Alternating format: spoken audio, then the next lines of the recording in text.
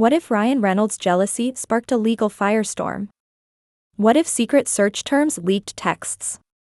And a rumored unsaid affair between Blake Lively and Justin Baldoni wasn't just gossip but evidence Hollywood's most polished couple is cracking under pressure, and now the truth is clawing its way into the spotlight. Hey, good afternoon, everybody. On this Tuesday, July 9th, 2025, I've got all of your stories. For your rush hour ride home, summer is heating up and we've got a lot of drama out. They're both in pop culture and politics. Here's what we'll talk about today. Jax Taylor discusses the moment he knew his marriage was over. My guess is fans aren't going to believe him, but we'll share that clip, and then more on Laura Owens in the court is now seeking her fingerprints. Will they find a fingerprint on a fake belly bump? We'll have to see. And then the term affair has been searched and requested by Ryan Reynolds. But why? I'll share the bombshell reporting from Without a Crystal Ball. Katie as she breaks down jealous husbands. That's really the theme of this episode. Looking at you, Jax, and then we'll talk about the I've raid, as the military says. We're not going anywhere anytime soon. It's absolutely wild, but the big story we'll get into is the Epstein fallout, as we have Pam Bondi. And Donald Trump responds. He scolds a reporter and says, "Why the hell do you keep on asking about Epstein?" And the answer is, well, because it's kind of the biggest conspiracy in the world right now, and we want to know if our leaders are monsters. I think that's fair, right? We got all these stories and more. It all starts right now on The Rush. Well, not much to say about last night's episode of Paradise other than what I thought. It was interesting, but the more interesting part of the episode was the end of the episode preview. For wits to come in, Wells Adams, bartender of Bachelor in Paradise, said there are some things that'll just never be able to be unseen, and that is, referencing the age gap makeout that happens. Now, listen, I don't know the circumstances of the age gap makeout, but you got people in 30s canoodling with people in their 50s and 60s. Hey, you might do a body shot and have a few drinks. You know, make eye contact. I have no idea, but talk about a teaser to get people hooked on the season. I am not here to shame if people want to make out from different generations, consensually do. What the hell do you want? I will react when it happens. And let you know, was it tasteful? Was it a tasteful age gap makeout, or, who knows? So more on that to come, but the big story we've been covering. For the better part of the last 75 years, it has been Laura Owens. As you guys know, yesterday the bombshell mug shot drop happened as Laura Owens, who I said I gave all the credit in the world to, I thought, looked pretty good. I mean, could you use this mugshot for a dating profile?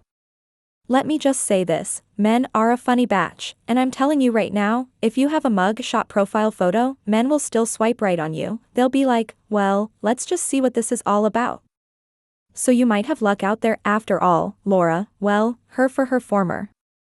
The attorney, the one she really never paid, David Gingras, was tweeting about her. And, then deleted the tweet, but this was compiled by Justice for Clayton official. Who congrats? I think they just hit 6,000 followers, or maybe not the Reddits everyone's on. Following, I don't know who it is, but I can continue to follow and put light on the story. But he has been talking to people online, like, the guy can't shut up, said my client Laura. From the paternity case, as if it has got so many, I've got so many cases. I've got binders full of cases. It's like, sure, bro, you seem like your main hobby is walking the dog. And talking online for free about your client, her mug shot was released, and then he said, well, Trump was charged and convicted of felonies. And has a free man. Yeah. But I don't think Laura Owens has, the judicial system. She's on her side right now. In fact, she's got Rachel Mitchell, the county prosecutor, who is not putting up with her BS. So either way, you heard here was the post I wanted to thank them for checking on the tea since they have 7,000 followers. Congrats to Justice for Clayton official on 7,000 followers. Let me tell you something. And when this thing becomes a full-fledged Netflix documentary, you're going to have a lot More followers than that accuse people of having a thirst and an appetite for this. They want to know more about it, so here's the interesting update: the state was granted the right to take Laura's fingerprints for evidence at the upcoming 711 hearing. I will not be at this hearing, but this is why this hearing is happening. Is this happening Friday? So if anybody wants to attend the hearing, they can phone into the podcast. I'd love to know if anyone will be there again. Don't go out of your way, but if you happen to want to, I'm sure they have good air conditioning there at Scottsdale in the summer. But will they get Laura's fingerprints, or will she try to file them off? We'll have to see why they want her fingerprints as well. Clearly they have fingerprints of something, and they want to match it up. Is it ultrasound photos? Is it the HCG vial that they found in the casita dumpster? I've got no idea. But we'll have more on that story as it comes up with great questions. Oh, and they had a survey. Do we think that the fingerprints are on the moon bump, the HCG syringe, a weapon, or burritos? How about all of them? I mean, who knows, you know. Live your life well. Jax Taylor's living his life, he blames Brittany. Break up on a hookup with his friend. Okay, so they were on, like, a break, doing the break thing. And his wife, Brittany, hooked up with his unquote friend, now clearly. They were already broken up, he was in rehab, and the guy was coked out of his mind. Got rage issues? He has been doing all this stuff well. Here's what he has to say about the incident.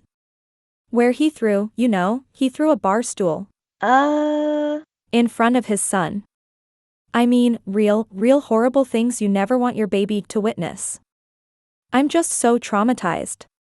And really sad now. I hope he is getting better and is sober and all of that, but well, we'll have to see. If he has taken any accountability, have a listen, he is obviously going to hear about it one day. Expedition. They're just trying to see if any of these words, so it might just be that they're searching any words they can think of. Now, there were some accusations of lip biting, where Baldoni bit Blake Lively's lip without consent. There were also accusations, I believe, on the Popcorn Planet channel, where there were sources that said Blake might have had a cold sore.